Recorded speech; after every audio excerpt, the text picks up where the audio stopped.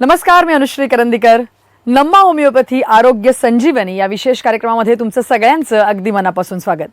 आजच्या या विशेष कार्यक्रमामध्ये आपला जो विषय आहे तो म्हणजे अत्यंत महत्त्वाचा, आर्थरायटिस. हो, आज आपण आर्थरायटिस या विषयावरती बोलणार आहोत आणि एकूणच हा विषय समजून घेण्याकरता आपल्यासोबत आपले डॉक्टरही जोडले गेलेले आहेत. आपण त्यांच्याकडनं हा संपूर्ण विषय समजून घेणार आहोत. परंतु नम्मा होमिओपॅथीबद्दल जर का प्रथम सांगायचं झालं तर संपूर्ण नम्मा होमिओपॅथीचे महाराष्ट्र आणि कर्नाटकामध्ये 21 शाखा आहेत. आणि महाराष्ट्राबद्दल बोलायचं झालं तर महाराष्ट्रात मुंबई, ठाणे, पुणे, नाशिक, औरंगाबाद, सोलापूर, नागपूर, कोल्हापूर, अकोला आणि नांदेड या सर्वत्र ठिकाणी आपल्याला नम्मा होमिओपॅथीच्या शाखा आहेत. तिथे तज्ज्ञ डॉक्टर आहेत. तुम्ही तिथे जाऊ शकता, त्यांच्याकडनं मदत घेऊ शकता. तुमचे विविध आजार आणि रोग याच्यावरती विविध प्रकारची ट्रीटमेंट होमिओपॅथीच्या माध्यमातून नम्मा होमिओपॅथीमध्ये गेले अनेक वर्ष चालते.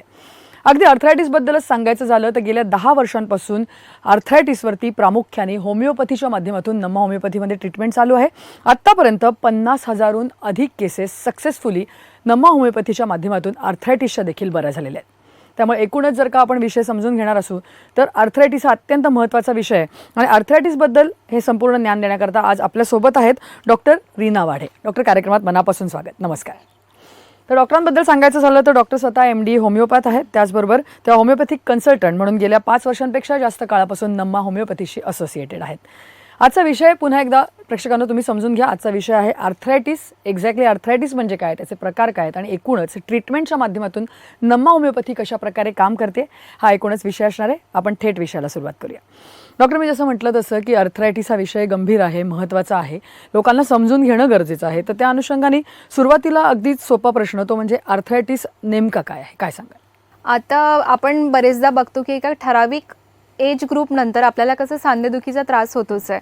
पण आपण बहुतेकदा बघतोय की आता कमी वयामध्ये पण भरपूर रुग्ण आमच्याकडे येतात की ज्यांना संधिवाताच्या तक्रारी बघायला मिळतात.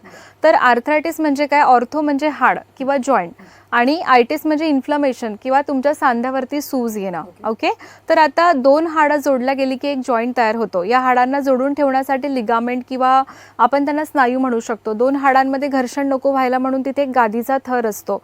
तिथे एक लुब्रिकेशनसाठी सिनोव्हेल फ्लुइड पण असतं.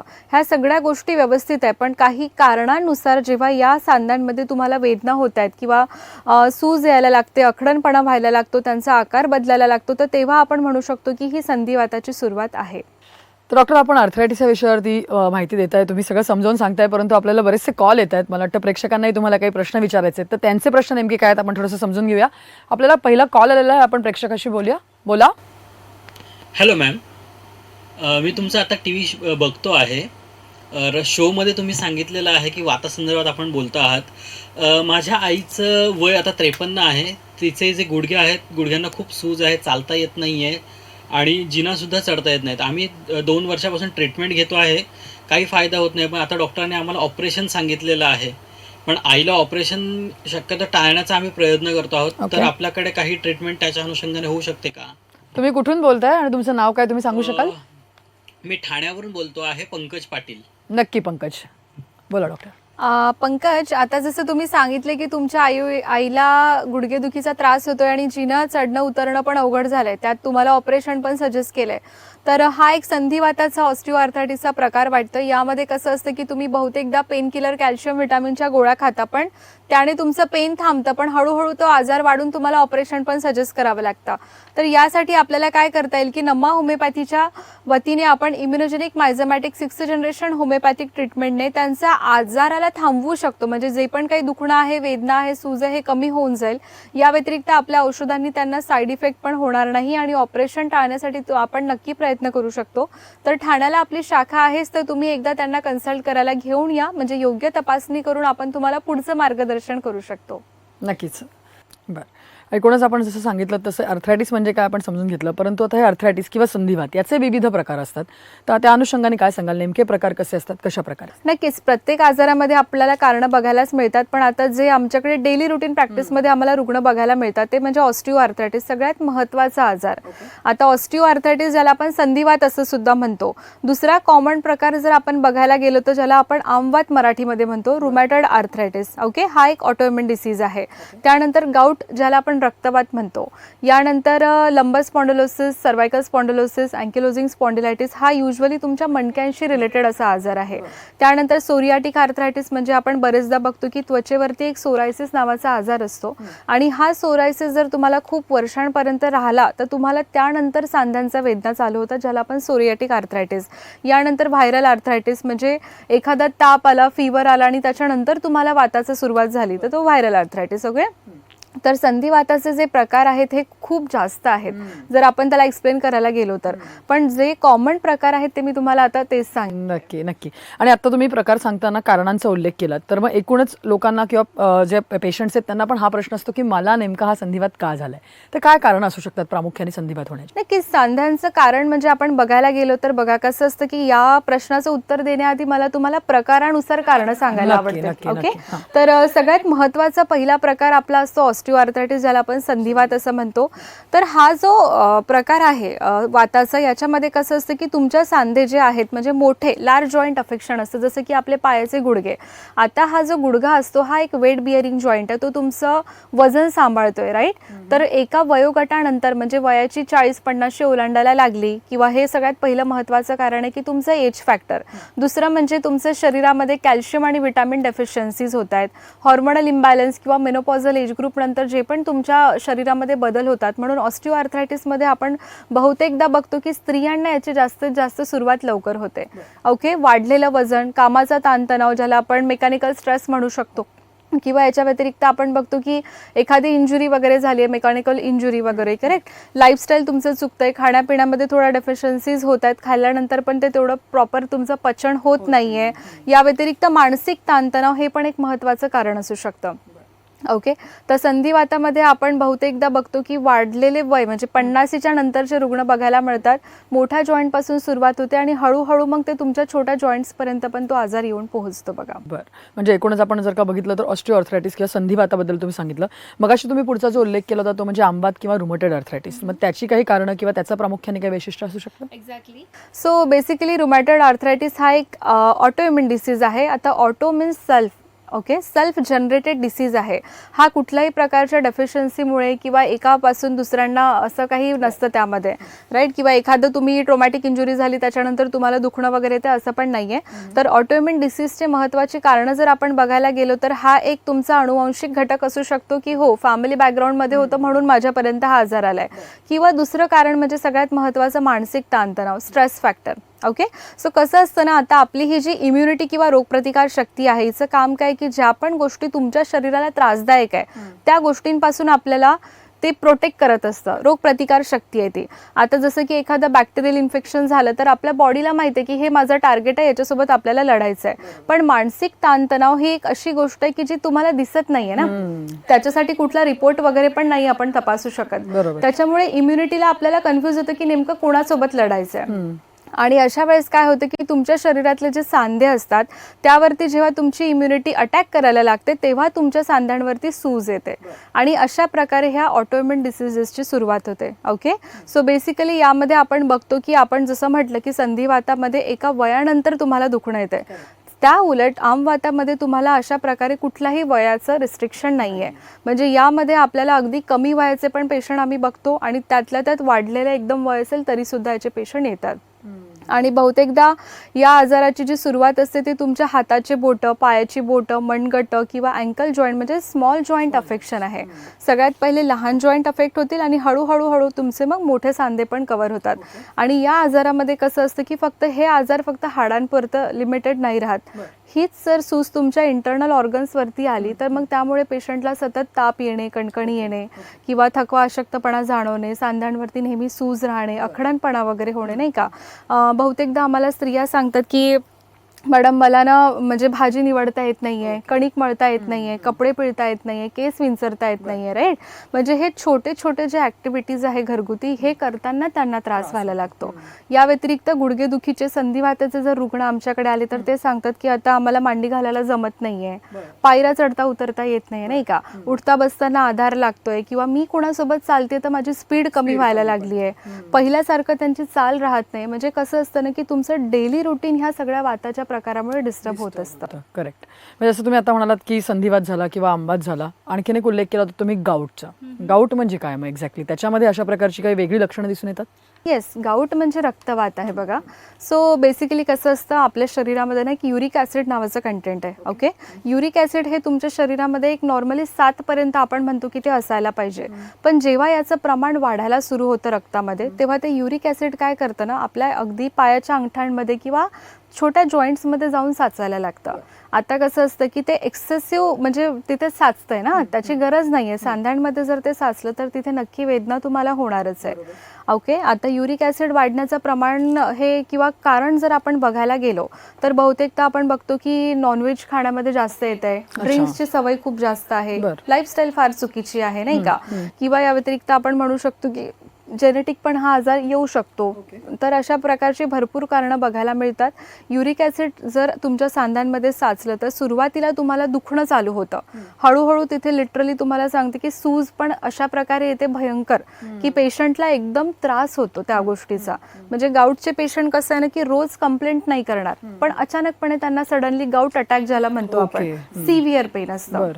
आता याच प्रकारे हे रक्तामधलं जे युरिक ॲसिड आहे हे तर वाढतंय, हे तुमच्या सांध्यांमध्ये पण साचतंय, पण हे जे ब्लड आहे तुमचं हे प्युरिफिकेशनसाठी किंवा फिल्ट्रेशनसाठी किडण्यांमध्ये जाणारच आहे. सो किडनीमध्ये जेव्हा हे युरिक ॲसिड साचतं ना, तेव्हा तिथे स्टोन पण बनू शकतात. म्हणून गाऊट पेशंटला आपण जर बघितलं तर त्यांचा आजार हा किडनी स्टोन मध्ये सुद्धा कॉम्प्लिकेट होताना बघायला मिळतो. असं जसं तुम्ही आता हे आपण प्रकार बोलतोय तसं मगाशी तुम्ही जसं उल्लेख केलात की काही काही गोष्टी ज्या मणक्याशी रिलेटेड असतात, स्पॉन्डिलायटिस वेगवेगळ्या प्रकारचे, तर त्याचाही या संधिवाताशी संबंध असतो का आणि मग तो कशा प्रकारे असतो? त्याची काही लक्षणं कारणं वेगळी दिसू शकतात का? सी कसं असतं ना, आता संधिवात म्हणजे हाडांवरती आलेला एक आजार आहे. मग ते हाड तुमच्या हाताचं असू दे किंवा पाठीच्या मणक्याचं असू दे, it is related to joints only. Correct आहे. फक्त कसं असतं ना की जिथे जिथे तुमच्या वेदना आहेत त्याच्यानुसार तुमच्या आजारांची नावं बदललेली आहे, एवढाच फरक असतो. तर आता हाच वाद जेव्हा तुमच्या मणक्यांमध्ये बघायला मिळतो त्याला आपण सर्वायकल स्पॉन्डिलोसिस, लंबर स्पॉन्डिलायटिस म्हणतो. आता पाठीचा जो मणका आहे यामध्ये आपण फक्त मानेतून आणि कमरेतून वाकू शकतो. करेक्ट आहे. मधला भाग आपला वाकत नाही, म्हणून त्या 2 भागामध्ये तुम्हाला वाताची सुरुवात बघायला मिळते. आयदर तुमचं मानेपासून सुरू होईल किंवा कमरेपासून सुरू होईल. तर याचं महत्वाचं कारण आपण बघतो की बाबा आता प्रोलॉंग सिटिंग जॉब आहे. आता आपण बघतो की IT सेक्टरमध्ये कंटिन्यू बसावं लागतं, PC वरती काम करावं लागतं, आपोआप तुमच्या बॅकला सपोर्टच मिळत नाही ना, हळूहळू तुमचा आजार पण चालू होईल. ओके, काही लोकांना आपण बघतो की खूप जास्त मेहनतीची कामं आहे, शारीरिक मेहनत त्यांना करावं लागतं, त्याच्यामुळे पण वेदना होऊ शकतात. काही लोकांना ट्रॅव्हलिंग खूप जास्त करावं लागतं बाईकवरती किंवा वॉट एव्हर इट इज, म्हणजे ट्रॅव्हलिंगच्या कामामध्ये पण मणक्यांचा आजार आपल्याला बघायला मिळतो. या व्यतिरिक्त आपण म्हणू शकतो की कॅल्शियम व्हिटॅमिन डेफिशियन्सीज तर आहेतच, किंवा मग कामाचा ताणतणाव, कधी कधी मेकॅनिकल इंजुरी वगैरे झाली आहे, मानसिक ताणतणाव झाला आहे, तर एक नाही तर असे अनेक कारणं आपल्याला मणक्याचे बघायला मिळतात. पण बहुतेकदा काय होतं ना की मणक्याच्या आजारामध्ये जेव्हा हे हाडं झिजतात आणि हाडं झिजल्यानंतर जेव्हा ते मणक्याच्या आतमधली गादी म्हणजे घर्षण होते किंवा मणक्यामध्ये गॅप पडतो, नसा दाबल्यानंतर पेशंटला हाताला किंवा पायाला मुंग्या येणं, बधीरपणा येणं, जडपणा येणं, त्यांची स्ट्रेंथ कमी होते काम करण्याची, त्यांना जड वस्तू उचलता येत नाही, राईट, किंवा मानेच्या किंवा कमरेच्या हालचाली आखडल्या जातात. लिटरली काही पेशंटला जर मागे बघायचंय तर ते मान वळवू नाही शकत, त्यांना पूर्ण बॉडी वळवावी लागते. करेक्ट आहे. तर अशा प्रकारे काय होतं की पेशंटच्या कामामध्ये भरपूर अडथळे येतात. सो जेव्हा हे नसांचा आजार येतो त्याला आपण न्यूरोपॅथी म्हणतो, रेडिक्युलोपॅथी पण असं म्हणू शकतो. आता या व्यतिरिक्त मणक्याचा एक महत्त्वाचा आजार म्हणजे अँकिलोजिंग स्पॉन्डिलायटिस. आता अँकिलोजिंग स्पॉन्डिलायटिस हा एक ऑटोइम्युन डिसीज आहे. अगेन जसं आपण आमवाताबद्दल बघितलं तसंच हा अँकिलोजिंग स्पॉन्डिलायटिस बहुतेकदा आपण बघतो की हा वयाच्या 15 ते 30 वयोगटामध्ये आपल्याला बघायला मिळतो. येस, कमी वयामध्ये, म्हणजे इकॉनॉमिकली प्रोडक्टिव्ह एज ग्रुप जो असतो की जेव्हा आता तुम्ही शिकलाय, आता तुम्ही नोकरीला लागणार, पैसे कमवणार, पण तुम्ही आजारी पडलाय, तुमची प्रोडक्टिव्हिटी तिथे कमी होते. करेक्ट आहे. सो बेसिकली याच्यामध्ये पण तुम्हाला जर तपासणी आपण बघतो की कमी वयामध्ये तुम्हाला मणक्याचे आजार होत आहेत. या मणक्याच्या आजारासाठी तुम्ही पहिले गोळ्या औषधी घेताय, आराम करताय, सगळं करून बघताय, पण बरं होत नाहीये. मग तुम्हाला डॉक्टर HLA-B27 नावाची तपासणी करायला सांगतात, आणि जर ती पॉझिटिव्ह आली तर आपण म्हणू शकतो की अँकिलोजिंग स्पॉन्डिलायटिसचा हा आजार आहे. ओके. या आजारामध्ये बहुतेकदा आपण बघतो की माकड हाडापासून पेन सुरू होतं पेशंटला, म्हणजे अगदी खालच्या मणक्यापासून, आणि सिव्हिअर वेदना असतात त्यामध्ये, पण पेन जास्त असतं त्यामध्ये. जसं पेशंट रात्री झोपायला जाणार त्यांना पेन सुरू होणार, जसं सकाळी उठणार थोडं स्ट्रेचिंग करणार मग त्यांना बरं वाटणार. ओके. पण या आजाराचं सगळ्यात महत्त्वाचं कॉम्प्लिकेशन काय आहे की हा एकतर तुम्हाला कमी वयात चालू होतोय.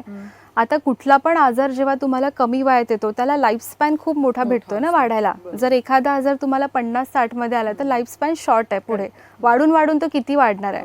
पण या आजारामध्ये तो आजार तुमचा इतका वाढतो की ते तुमचे मणके एकमेकांना फ्यूज होऊन जातात आणि लिटरली तो आजार बांबू स्पाईनमध्ये कन्वर्ट होतो.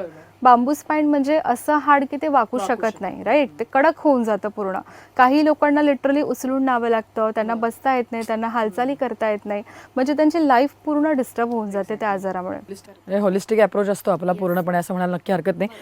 आपण पुढचा कॉल घेऊया. आपल्याबरोबर अजून एक प्रेक्षक जोडले गेलेले आहेत. बोला. नमस्कार डॉक्टर, माझं नाव सुरेखा कुलकर्णी, मी पुण्याहून बोलत आहे. मला मागील 5 वर्षापासून रुमेटॉइड आर्थरायटिसचा त्रास आहे. यामुळे माझ्या हातांच्या बोटांना खूप तीव्र वेदना होत आहे आणि हा त्रास सकाळच्या वेळेस मला जास्त होतोय, इतका की मला साधा ग्लास उचलताना पण खूप त्रास होतोय. हा त्रास संपूर्णपणे बरा होऊ शकतो का आणि साधारण किती दिवसात हा त्रास बरा होऊ शकेल? नक्की सुरेखा, काय सांगाल डॉक्टर? सुरेखा, आता तुमचं जे मला तुम्ही सांगितलंय आजाराचं एक माहिती सांगितली त्यावरून हा अमवाताचा प्रकार वाटतोय, आणि अमवात हा एक ऑटोइम्युन डिसीज आहे, करेक्ट? ऑटोइम्युन डिसीजला आपण बघतो की हा शरीराने बनवलेला आजार आहे. तो 100% पूर्णपणे जाईल की नाही जाईल ही वेगळी गोष्ट, पण नक्कीच आपण आजाराला तुमच्या पेन किलर स्टिरॉइड पासून तरी मी वाचवू शकते, है ना. म्हणजे तुम्ही जर लवकरात लवकर आपल्याला कन्सल्ट केला तर आपण काय करू शकतो की तो आजार पुढे वाढणार आणि त्याची काळजी घेऊ शकतो. कारण की या आजारामध्ये कसं आहे की शेवटी हाताची बोटं म्हणजे वाकडी होतात, डिफॉर्मिटीज वगैरे त्यामध्ये येऊन जातात, आणि एकदा जर का डिफॉर्मिटी आली तर त्याला तुम्ही परत रिव्हर्स नाही करू शकत. पण दुखणं असेल, सूज असेल तर त्याला आपण आरामात थांबवू शकतो. तर तुम्ही सुरेखा लवकरात लवकर या आणि आपल्या क्लिनिकला व्हिजिट करून पुढचं योग्य माहिती आपल्याकडून घ्या. डॉक्टर, आर्थरायटिस बद्दल आज आपण समजून घेतोय. आता आपण जसं बघितलं की कारणं बघितली, लक्षणं पाहिली, तुम्ही वेगवेगळे प्रकार सांगितले. एकूणच मग सगळ्यात महत्त्वाचा भाग जो येतो तो म्हणजे ट्रीटमेंटचा. अर्थातच सगळे पेशंट त्याकरताच आपल्याकडे आलेले असतात, आणि जसं तुम्ही म्हणालात तसं की बऱ्याच वेळेला होमिओपॅथिक क्लिनिकमध्ये पेशंट सगळीकडे जाऊन आल्यानंतर कुठे रिलीफ मिळत नाही, आराम मिळत नाही म्हटल्यानंतर, आणि स्पेशली आर्थरायटिससारखा आजार. तर मग काय सांगाल, नम्मा होमिओपॅथीमध्ये आपण आर्थरायटिसवरती युनिक किंवा वेगळी कशा प्रकारे ट्रीटमेंट देतोय पेशंट्स? पहिला पॉईंट तर हा क्लिअर करेल मी की नम्मा होमिओपॅथीमध्ये फक्त संधिवातच नाही, Absolutely. तर या व्यतिरिक्त भरपूर आजार जसं की व्हेरिकोज व्हेन, थायरॉइड, PCOD, स्त्रियांचे आजार, हॉर्मोनल आजार, डायबिटीज, ब्लड प्रेशर, किंवा आपण म्हणू शकतो वाढलेलं वजन, है ना, त्वचेचे आजार, तुमचे मानसिक आजार, पाळीच्या तक्रारी वगैरे, अशा एक नाही तर अनेक तक्रारींवरती आपण इलाज करतो. नम्मा होमिओपॅथीमध्ये आपण immunogenic miasmatic 6th generation homeopathic treatment वापरली जाते आपल्याकडे. आणि यामध्ये कसं असतं की इम्युनिटी सगळ्यात पहिले बघणं, जसं की मी तुम्हाला बोलले की ऑटोइम्युन डिसीज असतात संधिवातामध्ये, अमवातामध्ये पण, राईट. तर यामध्ये आपल्याला बघावं लागतं की अशा कुठल्या गोष्टींमुळे तुमची इम्युनिटी बिघडली आहे हे बघावं लागेल ना. तर तुमच्या शरीरापासून जर मला कुठले पण आजार, आपल्या शरीरापासून जर आपल्याला कुठले पण आजार दूर ठेवायचे असतील तर सगळ्यात पहिले तुमची रोगप्रतिकार शक्ती ही बरोबर असणं फार गरजेचं आहे. ती बिघडली आहे, तिला आपल्याला बॅलन्स करणं गरजेचं आहे. ओके. जेनेटिक म्हणजे काही आजार असे असतात की जे तुम्हाला अनुवांशिकरित्या आलेले असतात, फॅमिली बॅकग्राऊंडमध्ये होतं म्हणून ते आपल्यापर्यंत आलंय. आता इथे पण महत्त्वाचा पॉईंट काय येतो की आपण बरेचदा बघतो की आई वडिलांना डायबिटीस आहे, त्यांना 4 मुलं आहेत, पण चौघांना डायबिटीस कधीच येत नसतो, एखाद्याला किंवा दुसऱ्याला येतो, बरोबर. त्यामागे मानसिक तणाव हे फार महत्त्वाचं आहे. ओके. आता सगळ्यात महत्त्वाचं म्हणजे होमिओपॅथी हे एकमेव असं शास्त्र आहे की ज्याच्यामध्ये आपण पेशंटला जास्त महत्त्व देतोय.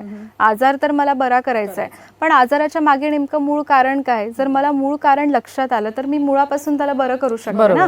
तर पेशंटचं मूळ कारण जाणून घेण्यासाठी आपल्याला एकतर त्यांची अनुवांशिकता बघावी लागते, त्यांचं शारीरिक तणाव, त्यांचा मानसिक तणाव आणि त्यांची लाईफस्टाईल, या 3-4 गोष्टींमुळे मध्येच मला कुठेतरी एक त्यांचं रिझन फाइंड आउट होऊन जातं बघा. सो आपल्याला कसं असतं ना की जेनेटिक हिस्ट्री फार गरजेची आहे. मायझोमॅटिक म्हणजे जसं की तुम्ही मगाशी शब्द वापरला, हॉलिस्टिक अप्रोच आहे आपला, बरोबर. हॉलिस्टिक अप्रोच सोबत एक इंडिव्हिज्युअलायझेशन पण कन्सेप्ट आहे. जर माझ्याकडे एकासोबत 4 पेशंट जरी संधिवाताचे, अमवाताचे आले तर मी प्रत्येकाला सेम मेडिसिन नाही ना देऊ शकत. प्रत्येक पेशंट वेगळा आहे, प्रत्येकाचा आजार जरी सेम वाटला तरी पण कारणं वेगळी वेगळी आहेत. म्हणून मायझोमॅटिक म्हणजे मला रूट कॉज फाइंड करणं फार गरजेचं आहे. ओके. सो आपण नेक्स्ट जनरेशनबद्दल जर बोलायला गेलो सर, कसं असतं ना की हल्ली आपण बघतो की आजारांचं प्रमाण फार बळावलं आहे किंवा ते फार लवकर येत आहे रुग्णांना, बरोबर. पहिले कसं होतं की थायरॉइड, PCOD, डायबिटीस हे आजार ऐकायला नाही भेटायचे, पण आताच्या काळामध्ये एकदम कमी वयामध्ये आजार येतात. याचं कारण काय आहे ना. तर या जनरेशनला सूट होणारं औषधी म्हणजे जे लवकरात लवकर तुम्हाला काम करू शकतं, त्यासाठी आपल्याकडे हा ॲडव्हान्स फॉर्म्युला आहे. आणि होमिओपॅथिक उपचार पद्धती ही सर्वात सेफ ट्रीटमेंट आहे. याच्यामध्ये आपण आपल्या मेडिसिन्समध्ये कुठल्याही प्रकारचे केमिकल, स्टिरॉइड वगैरे वापरल्या जात नाही, म्हणून 0% साईड इफेक्टची गॅरंटी आपण देऊ शकतो. कुठला पण रुग्ण जर माझ्याकडे येत असेल तर माझा सगळ्यात पहिला टप्पा काय असतो की आजाराला त्या स्टेजमध्ये थांबवणे. मी त्यांना लगेच बरं नाही करू शकत. हा पहिला पॉईंट आम्ही पेशंटला क्लिअर करते की पेशंट आला आणि लगेच बरा झाला है ना. कारण की जो आजार एका दिवसात आलेला नाहीये तो एका दिवसात जाणार पण नाही, बरोबर. दीर्घकालीन चालणारे जे आजार असतात हे वर्षानुवर्ष चाललेले असतात. तर ते आपल्याकडे जेव्हा पेशंट येतो तर आपण पहिले तर प्रेझेंट स्टेटला थांबवतोय. जर मी त्या आजाराचं प्रेझेंट स्टेट थांबवू शकले तर डेफिनेटली मी प्रोग्रेस आणि कॉम्प्लिकेशन्स अवॉइड करते, बरोबर. आणि हळूहळू मग स्टेप बाय स्टेप मी त्या आजारांना कमी करण्याचं पण काम करते.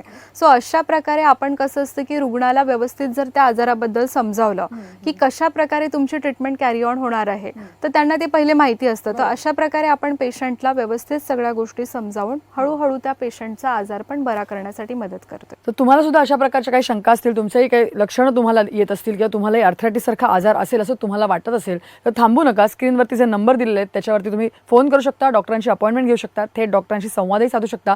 आणि मी जसं म्हटलं तसं एकूणच नमा होमिओपॅथीच्या कर्नाटक आणि महाराष्ट्रामध्ये 21 शाखा आहेत, त्यामुळे त्यापैकी तुम्ही कुठेही जाऊ शकता आणि डॉक्टरांना स्वतः भेटू शकता. आर्थरायटिसच नाही पण इतर कुठलेही आजार, जसं डॉक्टर म्हणाले तसं की अगदी सर्दी खोकल्यापासून ते कॅन्सरपर्यंत सगळ्या प्रकारचे आजार इथे नमा होमिओपॅथीच्या होमिओपॅथिक ट्रीटमेंटने पूर्णपणे बरे होऊ शकतात. त्यामुळे तुम्ही लवकरात लवकर या शाखांमध्ये जा. जर का महाराष्ट्राचंच सांगायचं झालं तर महाराष्ट्रात सुद्धा नमा होमिओपॅथीच्या 10 शाखा आहेत. त्यापैकी मुंबईमध्ये दादर येथे, त्याचबरोबर ठाणे, पुणे, नाशिक, औरंगाबाद, सोलापूर, नागपूर, कोल्हापूर, अकोला आणि नांदेड या 10 ठिकाणी महाराष्ट्रात नमा होमिओपॅथीच्या शाखा आहेत. त्यामुळे तुम्ही कुठेही जाऊ शकता, तज्ज्ञ डॉक्टरांची भेट घेऊ शकता आणि तुमचे संपूर्ण आजार होमिओपॅथीच्या माध्यमातून विदाऊट एनी साईड इफेक्ट्स पूर्णपणे बरे देखील करू शकता. तर डॉक्टर, तुम्ही इथे आज आलात आणि या संपूर्ण विषयावरती एवढं छान मार्गदर्शन आम्हाला केलं त्याबद्दल धन्यवाद. नमस्कार. नमा होमिओपॅथी, आरोग्य संजीवनी.